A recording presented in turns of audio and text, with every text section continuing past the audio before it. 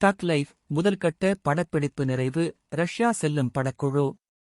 நடிகர் கமல்ஹாசனின் 234வது படமான தக் லைஃப் திரைப்படத்தின் முதல்கட்ட படப்பிடிப்பு நிறைவடைந்துள்ளதாக தகவல் வெளியாகியுள்ளது. நடிகர் கமல்ஹாசனின் 234வது படம் தக் லைஃப். நாயகன் படத்துக்கு பிறகு கமல்ஹாசன், மணிரத்னம் ஆகியோர் மீண்டும் இணையும் படம் தக் லைஃப். இதில் த்ரிஷா, ஜெயம் ரவி உட்பட பலர் நடிக்கின்றனர். இப்படத்திற்கு ஏ.ஆர்.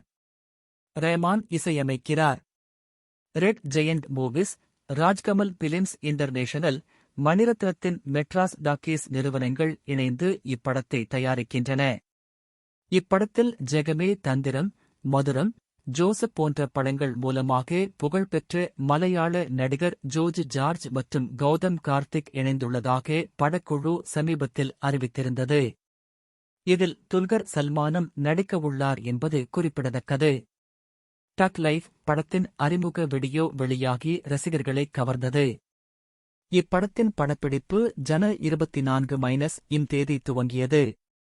இந்த நிலையில் இப்படத்தின் முதல்கட்ட படப்பிடிப்பு நிறைவடைந்துள்ளதாக தகவல் வெளியாகியுள்ளது.